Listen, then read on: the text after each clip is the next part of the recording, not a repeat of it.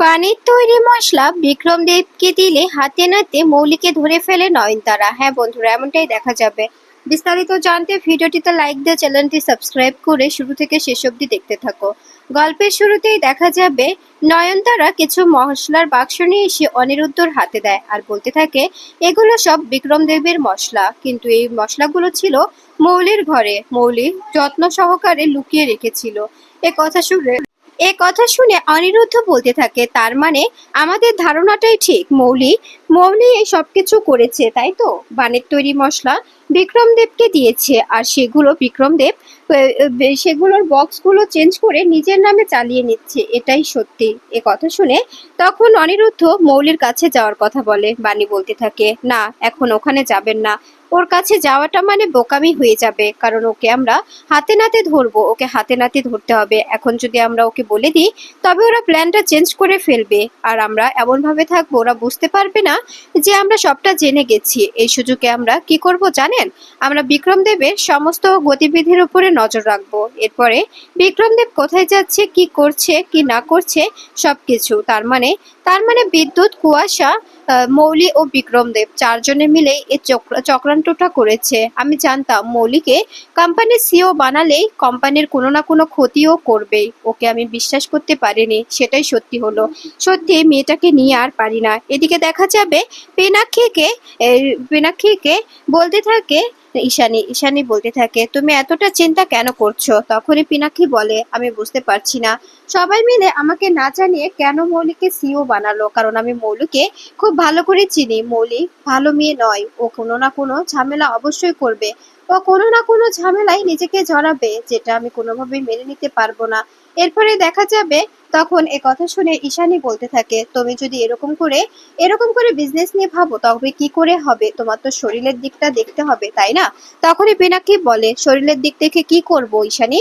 শরীরের দিক দেখে তো কোনো কোনো লাভ হবে না, তাই না?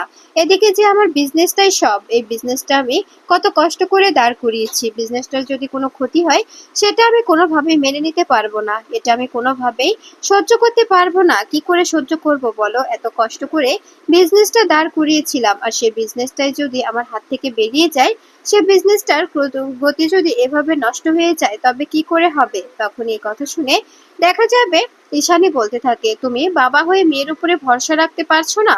তুমি কেমন বাবা বলো তো? তুমি তো তোমার মেয়ের উপরে ভরসা রাখতে পারো, তাই না? মেয়ের উপরে ভরসা রাখাটা তোমার দরকার। তুমি যদি এভাবে তোমার মেয়ের প্রতি ভরসা হারিয়ে ফেলো তবে কি করে হবে? তখন এই কথা শুনে পিনাকি বলে, কারণ মৌলিক এর আগেও সিও বানানো হয়েছিল ঈশানী। ও কি করেছে তুমি ভুলে গেছো? ওকে সিও বানালে ও কোম্পানির কোনো না কোনো একটা ক্ষতি অবশ্যই করে। আর এরপরেও আমি কি করে নিশ্চিন্তে থাকতে পারি? কারণ মৌলিককে আমি আর বিশ্বাস করতে পারি না। বিশ্বাস যদি একবার ভেঙে যায় সে বিশ্বাস আর কখনো জোড়া লাগানো যায় না। তুমি এটা খুব ভালো করেই জানো ঈশানী। ঠিক তখনই দেখা যাবে মৌলি এসে বলতে থাকে, ড্যাড, আমি তোমার জন্য গরম গরম স্যুপ বানিয়ে এনেছি, স্যুপটা খেয়ে নাও, তোমার ভালো লাগবে। তখন এই কথা শুনে পিনাক্ষী বলতে থাকে, মৌলি, একটা কথা বলো তো, তুমি যে সিও হলে এরপর থেকেই কোম্পানিতে কোনো না কোনো গন্ডগোল লেগেই আছে।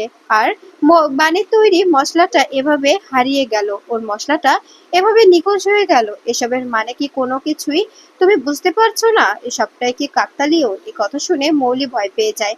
মৌলি চুপ হয়ে বসে থাকে, কোনো কথা বলে না। এদিকে দেখা যাবে বিক্রমদেব বিক্রমদেব বাণীর তৈরি মশলা নিজের বলে চালিয়ে দেওয়ার জন্য প্রেস কনফারেন্স করতে থাকে। সেখানে মিডিয়া এবং সমস্ত ক্লায়েন্টরা আসে, আর সেখানে বিদ্যুৎ ও কুয়াশাকে রান্না করতে দেওয়া হয়। এরপরে বিদ্যুৎ ও কুয়াশা রান্না করতে গিয়ে নিজেদের মধ্যে এমন অবস্থা করে ফেলে, সবাই হাসতে থাকে এবং বলতে থাকে, এদেরকে একদম জোকারের মতোই লাগছে।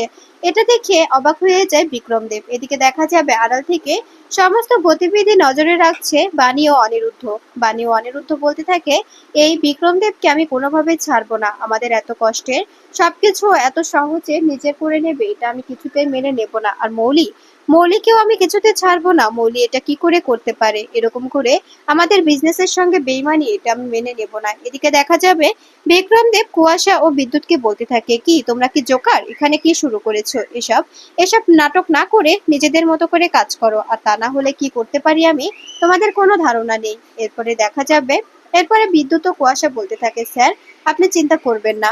এরপরে রান্না শেষ করে রান্না শেষ করে সমস্ত ক্লায়েন্টদের দিতে থাকে বিক্রমদেব। এরপরে মিডিয়ার সামনে দাঁড়িয়ে বলতে থাকে, এটা হচ্ছে আমার নিজের তৈরি একটি মশলা। এই মশলা এক চামচের বেশিও নয়, এক চামচের কমও নয়। যেটুকু পরিমাণ সেটুকু পরিমাণ মতো দিলেই দেখবেন এর স্বাদটা কতটা সুন্দর।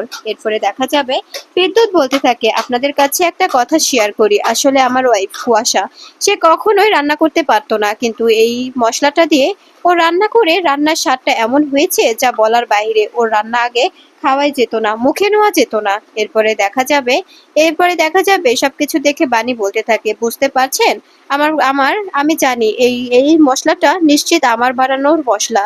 আর এই সবটা করেছে মৌলি। মৌলিকে আমি কিছুতেই ছাড়বো না। যদি কোম্পানির কোনো ক্ষতি হয় তবে আমি মৌলিকে দেখে নেব। তখনই অনিরুদ্ধ বলে, আমি বারবার বলেছিলাম মৌলিকে কোম্পানির সিও বানানো মানে আমাদের কোম্পানিটা পথে বসানো। এদিকে দেখা যাবে মৌলিকে নয়নতারা বলতে থাকে, মৌলি এই কাজটা কি তুমি ঠিক করেছো? তখনই মৌলি বলে, প্লিজ গ্র্যান্ডমমি, তুমি এভাবে বলো না, আমি কিচ্ছু করিনি, বিশ্বাস করো।